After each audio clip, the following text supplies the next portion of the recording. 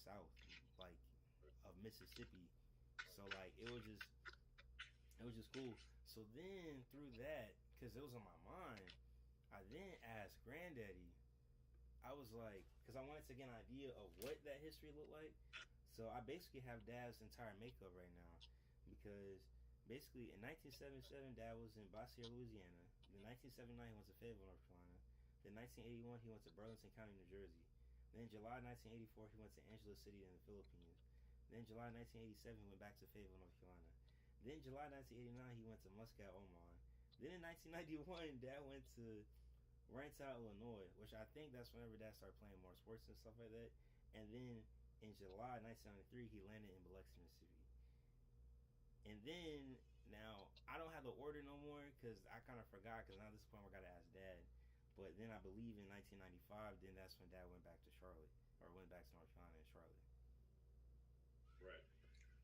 And then so when did we go to Florida? Because you went to Florida right after, right? Right. So when was that? 2001 or 2000?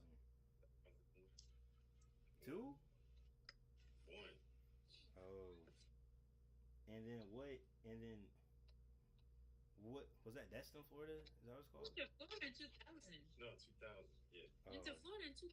Sorry, 2000. Yeah, this guy was 1. Sorry. Okay, and it's Eglin. No. It's Destin, Florida. No, Eglin Air Force Base. Eglin Air Force Base. No, but like, what city is that?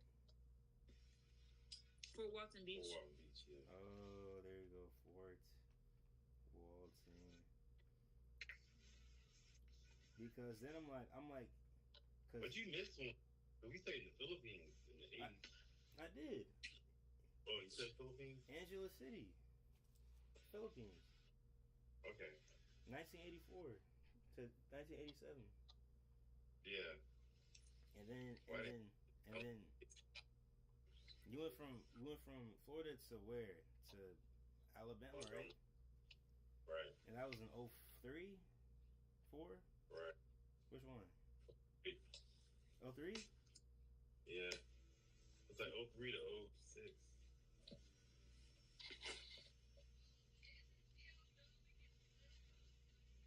And then after that, we went to Mississippi. Yeah, that's the rest history. In 2005. Right. Yes.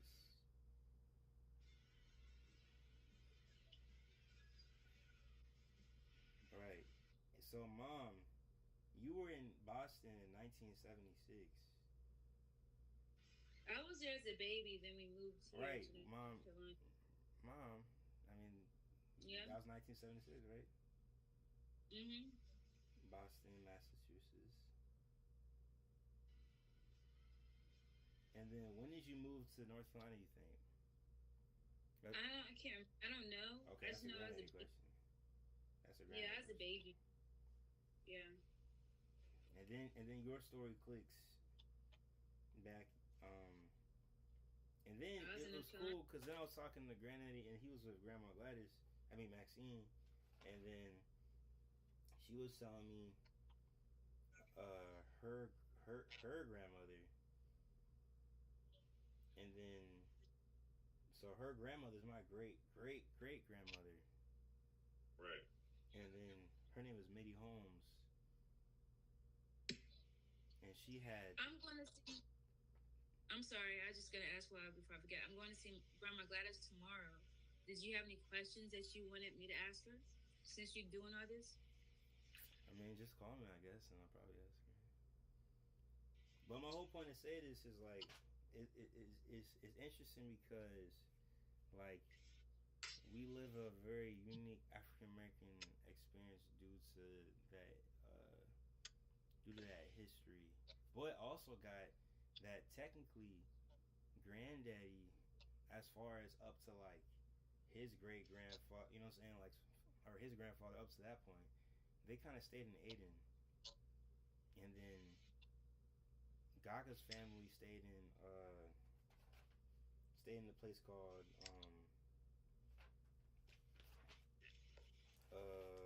damn, my fault.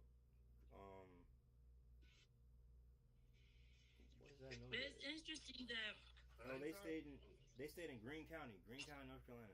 Yeah, Green County. It's interesting that you're talking about this because me and your dad were watching the show. We were watching about a documentary today about Motown, the beginning of Motown, the history of Motown. Can you hear me? Yes. And I just reflected about it because there's a part when they talked about how they went on tour and see, this is Motown, this was Detroit. And so when they went on tour and they went down south, they were saying how scared they were. They never seen anything like, I mean, they were saying how like they were separate up north, but it wasn't the same, like the segregation down south. And when they went down there and they saw the It more makes sense because it was by ethnicity. yeah, yeah, They didn't, what's color based. yeah. They didn't feel it because it was ethnicity. You had your Irish, your Italian. Yeah, see? But then And the so South they- is just straight like, what you look like? Yeah, Down south. yeah, and What you look like, yeah, monkey? and so they saw the black water fountain and the colored water fountain, and he said this one guy, I forgot which one it was, who it was. He said they went to the lobby of a waiting room, and the cop put a gun to his head. He said he was so scared, he still felt the metal of the gun, and yeah, as an older man to this day, and there's just saying, and again, that goes with this difference, and just from up north to down south. Now, Nana met Granddaddy because she came down south to visit her Right. her family. So Nana, Hazel, so the Great Migration, because I looked it up, was around 1910 to 1940. And statistically, by 1970, 80% of African Americans have moved to the industrial cities. So basically, she was part of that bunch. Everybody else somehow, I guess, I'm gonna assume, maybe had some type of property or like just kept some way of life out here. But there's a big boom, and I don't Nana's know. family was My part of that. grandmother, I don't know, your great grandmother, they were in Boston, Massachusetts. They were in Massachusetts. Her sister, Aunt Jerry, she was in New York. Aunt Hazel, the other sister. Oh, I mean, he's right. Yeah, no. I know he's right. No, I know he's correct. I'm just talking about our family. Aunt Hazel, she was in North Carolina. I'm not sure if she left up north to come to North Carolina. It sounds more like what you said as far as like I think they left here and went up there. I'm just saying how, and I can't remember how many it was of them because there were some more that they had that died that I didn't know about that I remember Nana talking about. Rashawn, I can't remember the names.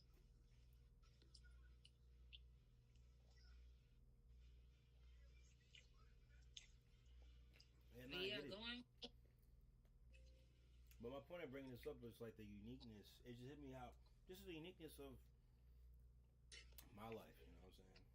I guess. Mm-hmm. Like Dad has stayed in 12 different. Well, not 12, but you stayed in about 11 different places for like. Yeah, you moved about 11 different times in your whole life. Right. It's a lot. And therefore, but then the very place that you didn't stay, it's like I said, whatever connection, like even like my mom was trying to say, with like the familiarity of like, oh, if we did move to North Carolina and like knowing like those roots and stuff like that, we were basically we moved to a place that was mutual. And then the very place that was mutual was like the deepest of the South.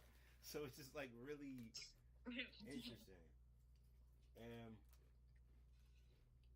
I don't know. The longest your dad stayed anywhere, or the longest your dad stayed anywhere besides when we were in Mississippi, was probably college, huh?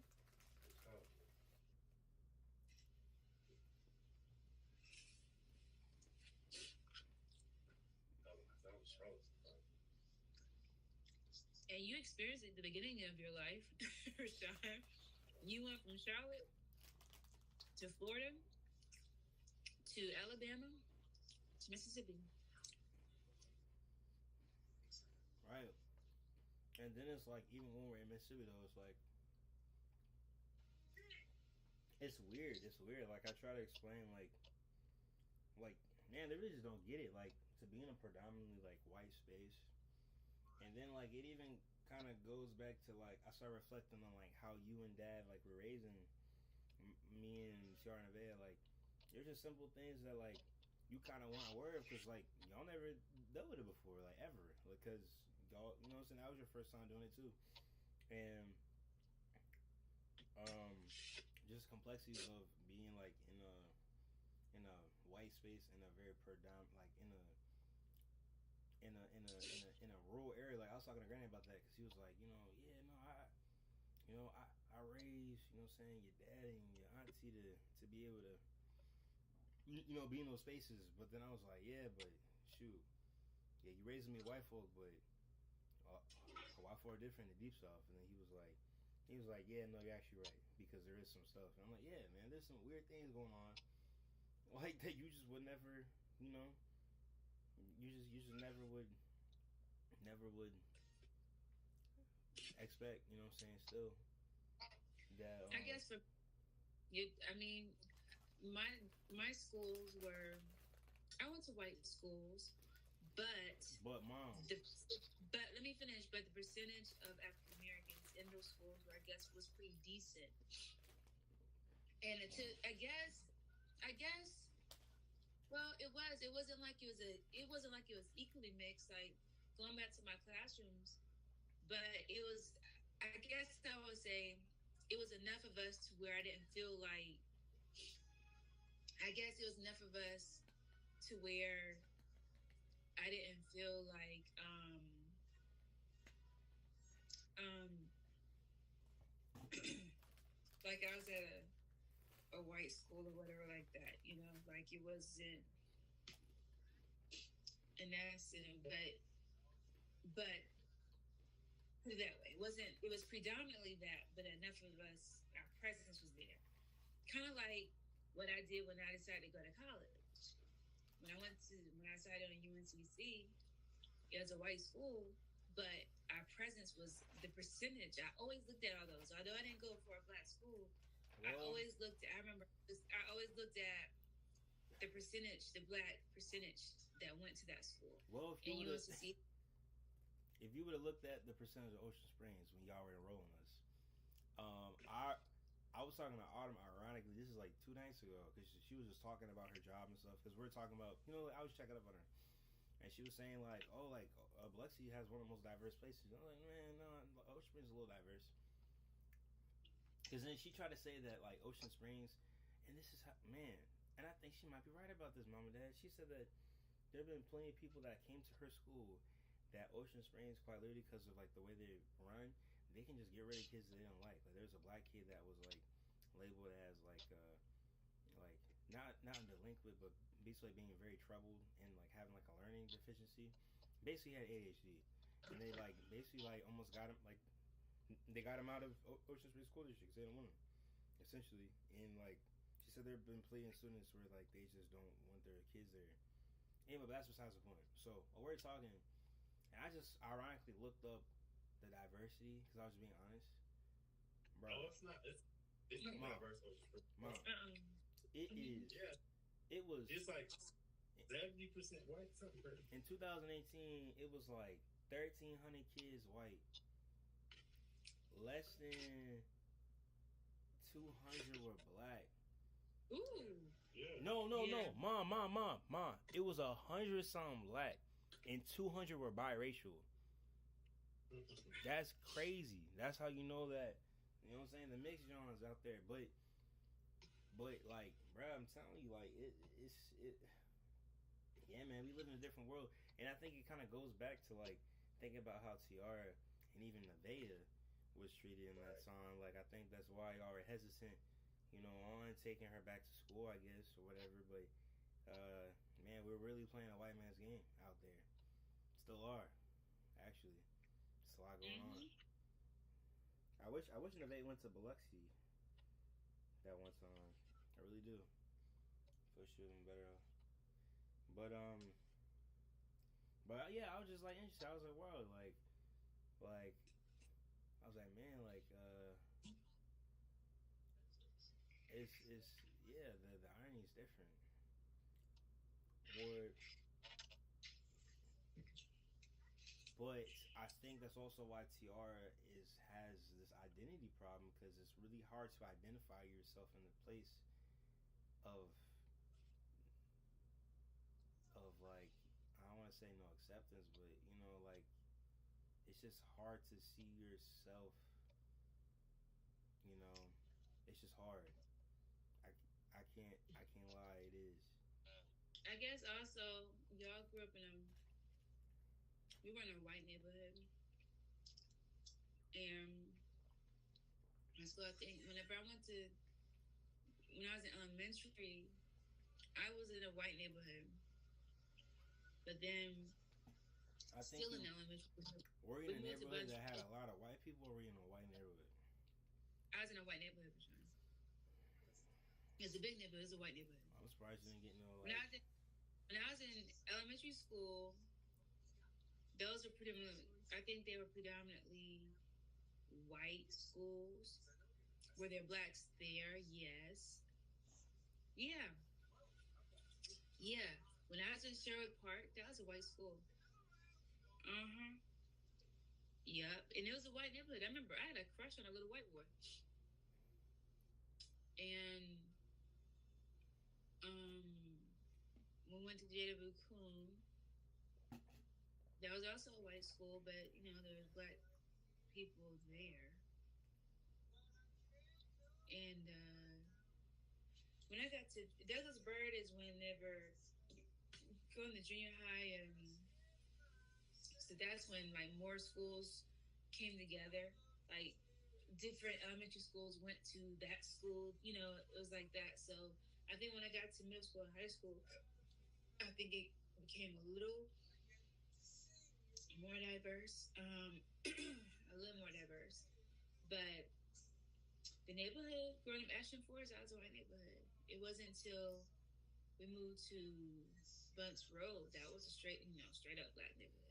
So I'm Straight surprised you up. didn't. I'm surprised you didn't deal with no like, people saying "coon" at your doorstep in the '80s and stuff. Huh? If you live in an all white neighborhood like that, I'm surprised you didn't get no like racial. Dang, I'm probably ask Granddad. Maybe it happened. He just didn't tell you because that's probably what happened. There's no way in the world in the '80s in North Carolina and you grew up in a you were the spec. You probably brought the property value down low. They're probably upset about that. It wasn't like I'm not gonna say we were the only black people in the neighborhood. I remember our neighbors behind us. I remember they were black, and I used to play with their little girls, and then they moved. And then there was a girl in front of me, neighbor in front of the house, in front of my house. Her name was Sandy. I played with her. And then there was one beside them, played with them. And then beside them, there's a black couple, and they had older kids, but they're black. And me and my brother, we used to play with them sometime. But not as because they're a lot older than us. Then there's a little boy down the street. His name was Michael. I used to play with him.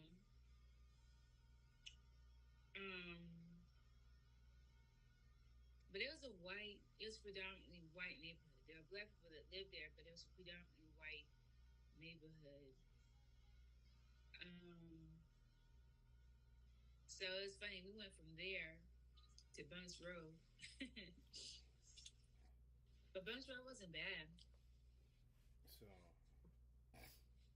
do you? So like I made this little list too. So like this crazy.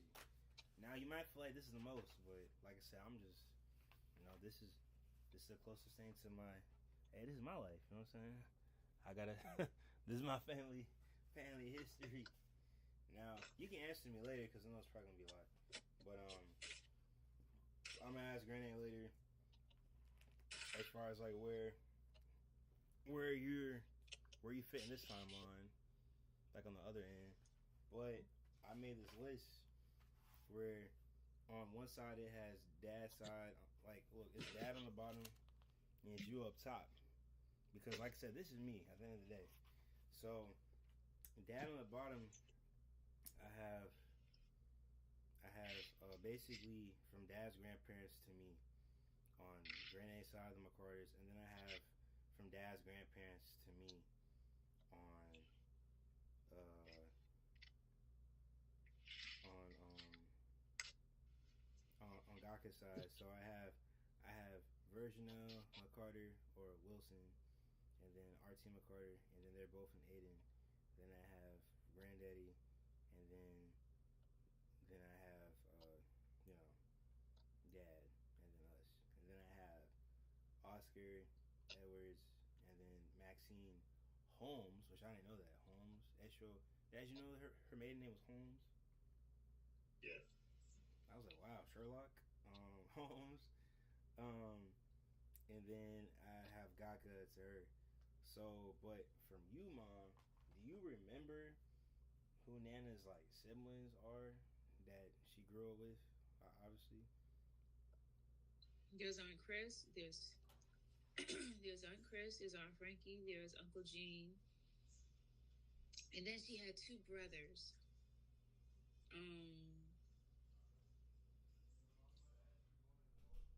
I can't think of their names. She didn't talk about them a lot. I guess it still hurt. Yeah, I was gonna actually talk to Aunt Chris because she always said to call her. You know what I'm saying? So now I have reason to. I was gonna ask her about Nana's dad or their dad to see what where all that comes from that they know. Not I'm not talking about him stepping out and stuff like that. I'm not talking about. I'm talking about like where he is because that is the closest thing. Like her family is the closest thing to like what the majority of African Americans experience. Like you were in the South, you migrated to the industrial age of the, you know what I'm saying, with working with factories and stuff like that. You grew up there, and then you either got with a man or got with a partner that then also came from like he was like first gen, and that's what I think where her dad came from like because I believe Aunt Lily said he was Cape Verdean, which Cape Verdean is a biracial African European mix of like in the Portuguese islands. So that does make sense if that's the case. It's kind of like because in the what's the word? I forgot. I don't be looking up no Black history like that. I used to like it, but I don't really care for it no more.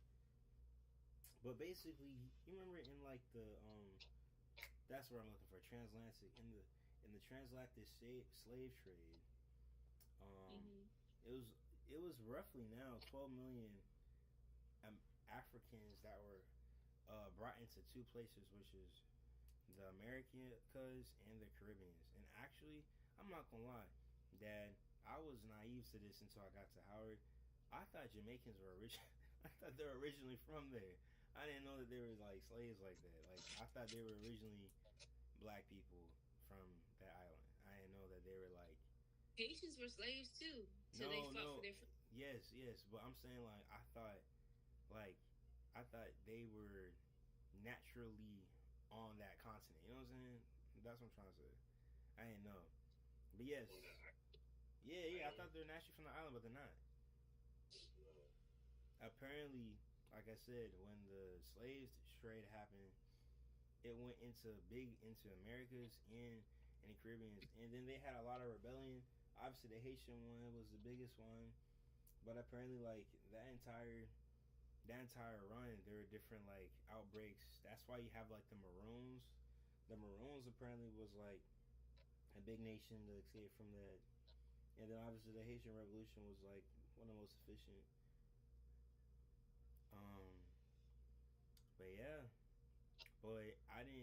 But yeah, so like I wanted to know a little bit from that perspective. Cause it's interesting. I wish I can go back in time because, like I said, yeah, we truly are to be in the South and to stay. You're part of you're part of the slave trade that didn't go nowhere. So it was like, why? Like something happened. You know what I'm saying? The majority of Africans in the United States all left, fleed, and you stayed. Your black behind said, "I'm chilling." Something happened. Something happened. So I wish I knew. I wish I knew the answer for whatever the Brewingtons and the McCartys and Edwards is something went down where they were Well, like, I gotta, huh? well, my dad's side, that's something you can definitely get now. Well, soon anyway. You know, Yeah, I'm gonna talk to is him. I'm not talking to him tomorrow though about this, but your grandma Gladys and grandfather Bill Brewington. now, like I said, I'm the only one that took this deep. It was really something calm, and everybody was like, okay. And then they just said their little thing, and they were just trying to get the PowerPoint done. But I took it as like a brain blast. I'm thinking like, whoa, A moment to go through your family tree. man. I was sitting there thinking about everything. I'm like, wait, okay, because like I'm just noticing. I'm like, wow, like these people don't even get it. And I was like, wait, this is unique. Like I'm like, bro, I grew up in a place that nobody has no skin in this game. My dad doesn't know Jack. My mom don't know nothing. I barely like we came in this thing really through religion. Like like the church is the only thing that got us in here, and that's my culture. Like, see, I can't even identify with it because it literally was just a church. So it's like I don't have, you know what I'm saying? It was interesting. It's a weird point of view to come across when you think about that, which then No, makes sense because I can get away yes, with it. yeah, I see what you're saying because, like, honestly, other people that you know, like other people we know that's from there or lives there, it's like they have all this family that's there, and and um, grounds, of people Not even that's family, like yeah, like tradition too, like family, like you, like oh yeah, like even Autumn's folks, like they're like oh yeah, we drive out here every so often, we hang out, or like Joshua Curry, I know like his family, you know, they have some spots in like further up North Mississippi that they be chilling in and like da da da da. It's just interesting to hear, um, because um, really, I guess God has guided us to. It's kind of biblical in a way as far as like the obedience that was used to be here from God because um the obedience like on Grandade's part, the obedience for Granddad to tell him to continue to be here, the obedience for dad to want to come here himself, and the obedience for you to mom you know to agree and to come. It's so it's like interesting to see like from a biblical point of view of like why that is because when you really think about it, there is no other reason other than God to be here. So what does that mean? What does that look like? So that's another thing you have to think about from a biblical point, from a spiritual relationship point of view, if that makes sense. That's what I'm thinking about. So, does that make sense, Dad? your dad's asleep. But also it makes me think about even Tiara, like there's a reason why she feels like this for real, because she don't got nothing here, never has, never like even in comparison, like think about the few girls that do, they've stayed here, they grew up here, they've they've they love it here. You know what I'm saying? It's like this is like that kind of explains more of the disconnect. You know what I'm saying? To be honest, whenever you never found, like you really never found like that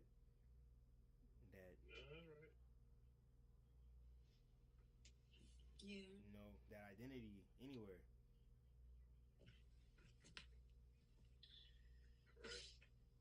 Like even Demaya place her folks is deep out here. You know what I'm saying? She not only is her people deep, the the the routine of like the things that they do, the things that they like, is all ran like in like it's the same, like because it's culture now. Like that's like, oh, that's what we do. That's what we do. This is what we do. You know what I'm saying? So that all makes sense.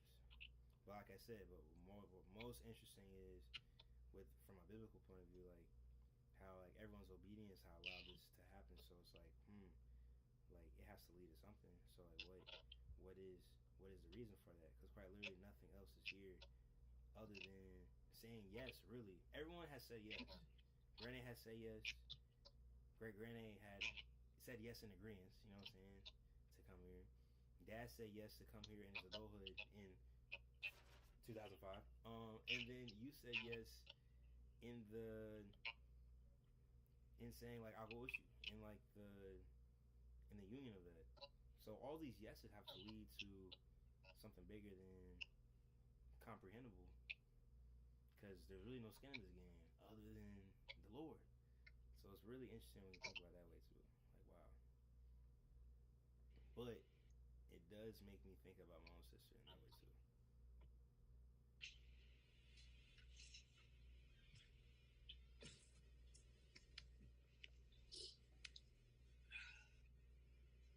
I know.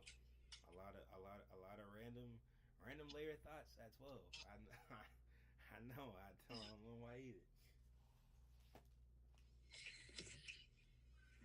Yeah, it is. You have your moments where you really go in. Yeah. Nothing wrong with that. It's just that when it's you're not gonna get the shared response when it's odd hours. Huh? I don't know. I have no idea. I thought she came out. She could sleep in. I don't know. So it's like,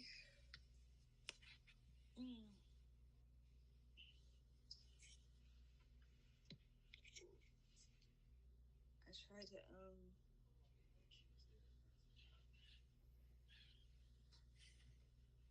Oh boy. So what time is your? So that's good though. Is everything got you thinking and moving and stuff like that and take forward. What time is your first class tomorrow? Well,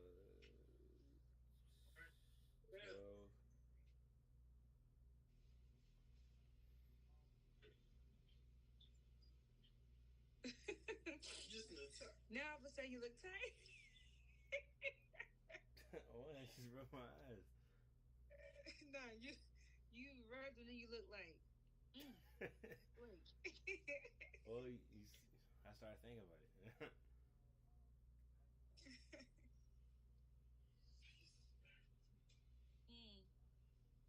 Yeah, I'm trying to get up early to fix breakfast in the morning.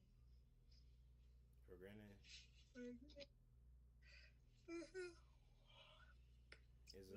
is Aunt Lily them coming tomorrow too? Yeah, they're coming. I don't think he knows, but we picked Karis up today, and I think he knows. Oh, were you But able I'm to not talk sure. to No, she's always at work. Mm. So. Yeah. Okay. So I'm trying to get up. I thought he got bed. All right. I was trying to get up in the morning to let's see, I suppose I can sleep already. But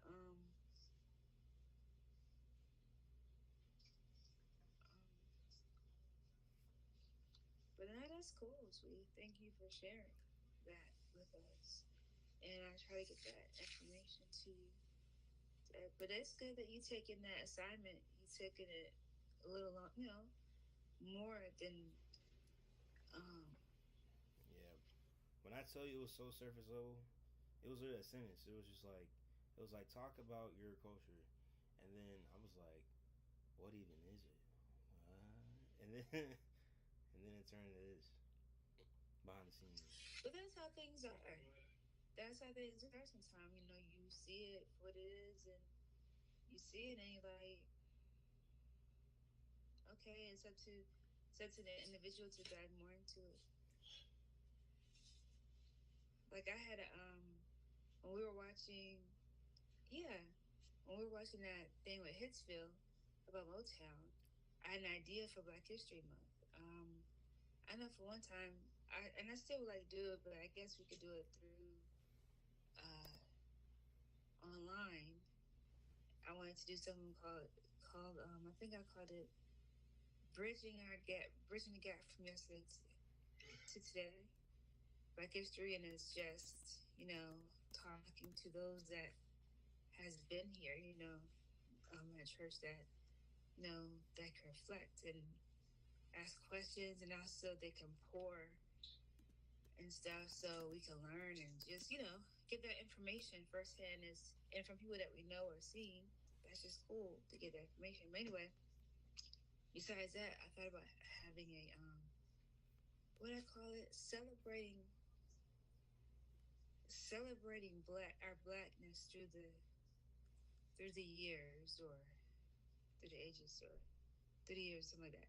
But it'd be a party vibe because it's a celebratory thing, and people come dressed through the years. It could be just in the 70s or 60s or 50s, however you want to dress in our black style, or it could be an actual someone that was impactful to you. You could dress that way too, but it's just through the years. You could dress in the 90s, the 70s, the 80s, the whatever, and have music playing, and I don't know what else, but right now, but just a celebratory thing. What do you think of that?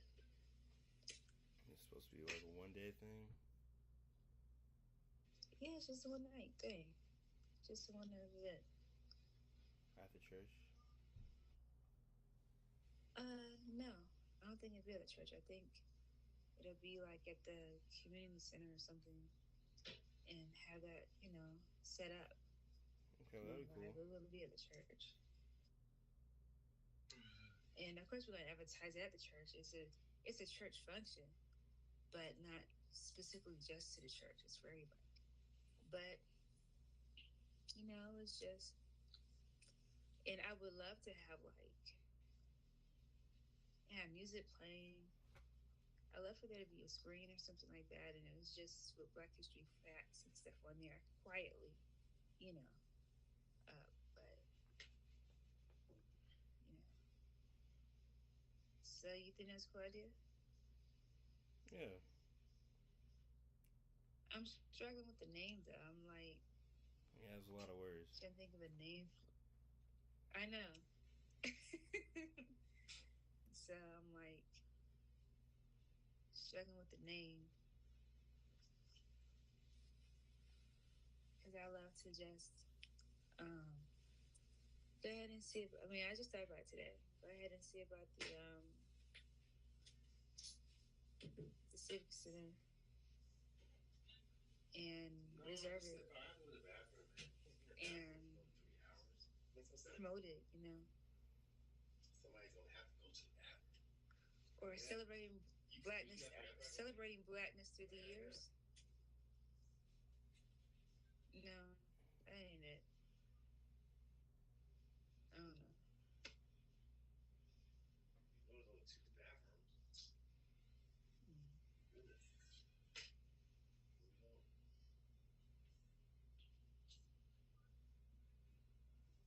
Yeah, I don't know either. But pretty much it's just, it's just celebrating that. Because Trump talking about make America great again, it was never great for us. And so, and trying to rewind time, but let's embrace and celebrate our blackness and what we've achieved, and just who we have been as we've grown throughout the time, different stages. You can reflect that on music. Overcoming adversity.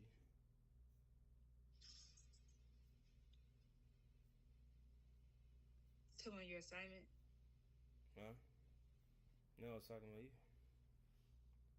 Overcoming. Yeah, overcoming adversity. Yes, all that. And I would want I would want information and stuff like that portrayed out there, mixed in with just the vibe of just having a good time because it's celebrated. You know, so you can reflect back. It could be someone you could, like I say, you could be dressed as someone in particular, or you could just be dressed in an era, the 60s or 70s. You could shoot. You could be Diana Ross if you want to. You could be MLK if you want to. You could be, anybody, or you could just, like I said, just dress in the era. You come in here dressed in the 90s vibe, which is kind of resurfacing back again. The 90s dress, they're resurfacing. Or you dress in the 70s, 60s, 50s, shoot, 40s, whatever. Come with you an instrument. I mean, just look back and just, Reflect.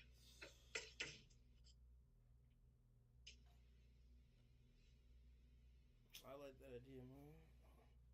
Hopefully, you plan out the rest of the details and it can actually happen. That'd be cool. Yeah, more so enjoyable time, but also getting the information. It's just like I said, it's a celebration of that versus it being dry and it's just looking at facts or just hearing people talk or just, you know what I'm saying? It's like Right. kind of different. I understand. Yeah. Oh, I guess I'll see y'all in the morning. It's the same time, man. Being